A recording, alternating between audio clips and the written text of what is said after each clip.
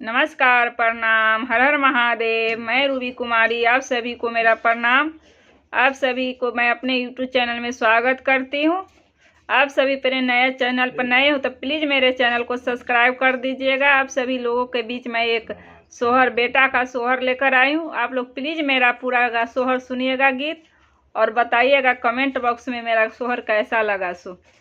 कहमा से आवेला पियरिया पियरिया लागल झालर हो। कहमा से आवेला पियरिया पियरिया लाग झालर हो। ये ललना कहमा से आवेला सिन्होरबा सिन्होरबा भरल सेंदूर हो। ए ललना कहमा से आवेला सिन्होरबा सिन्होरबा भरल सेंदूर। नैहर से आवेला पियरिया पियरिया लागल झालर हो।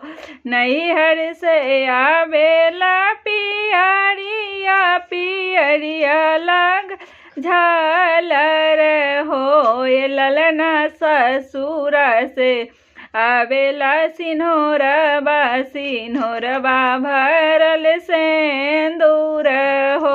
ए ललना ससुर से आवेला सिन्होरबा सिन्होरबा भरल सेंदूर हो। कहमा से आवेला पियरिया पियरिया लागल झालर हो। ए ललना कहमा से आवेला सिन्होरबा सिन्होरबा भरल सेंदूर हो।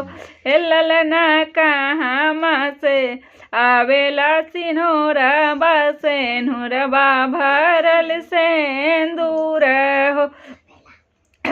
के जे भेजेला पियरिया पियरिया लागल झालर हो। के जे भेजेला पियरिया पियरिया लागल झालर हो। ये ललना के भेजेला सिन्होरबा सिन्होरबा भरल सेंदूर हो। ए ललना के भेजेला सिन्होरबा सिन्होरबा भरल सेंदूर। अम्मा मोर भेजेली पियरिया पियरिया लागल झालर हो। ए ललना अम्मा मोर भेजेली पियरिया पियरिया लागल झालर हो। ए ललना सासू मोर भेजेली सिन्होरबा सिन्होरबा भरल सेंदूर हो। ए ललना सासू मोर भेजेली सिन्होरबा सिन्होरबा भरल सेंदूर हो।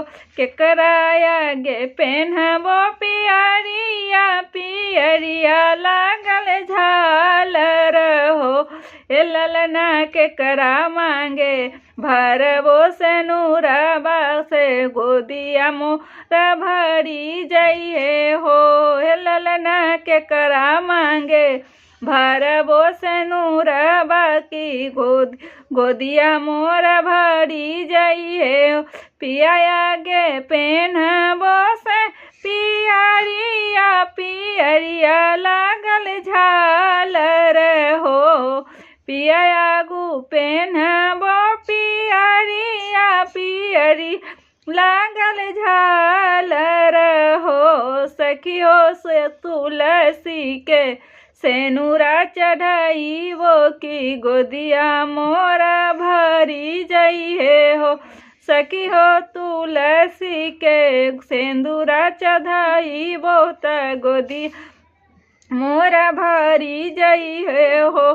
केकरा आगू पेन्हबा पियरिया पियरिया लागल झालर हो।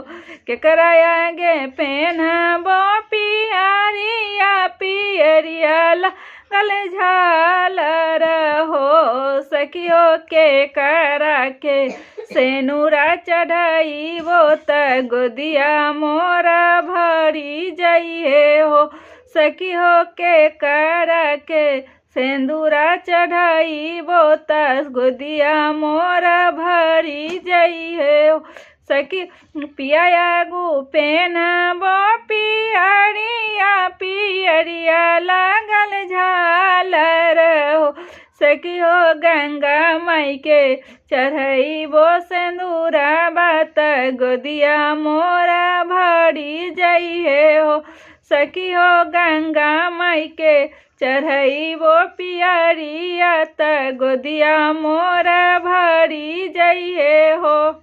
आप सभी को मेरा सोहरी गाना कैसा लगा प्लीज़ कमेंट बॉक्स में बताइए।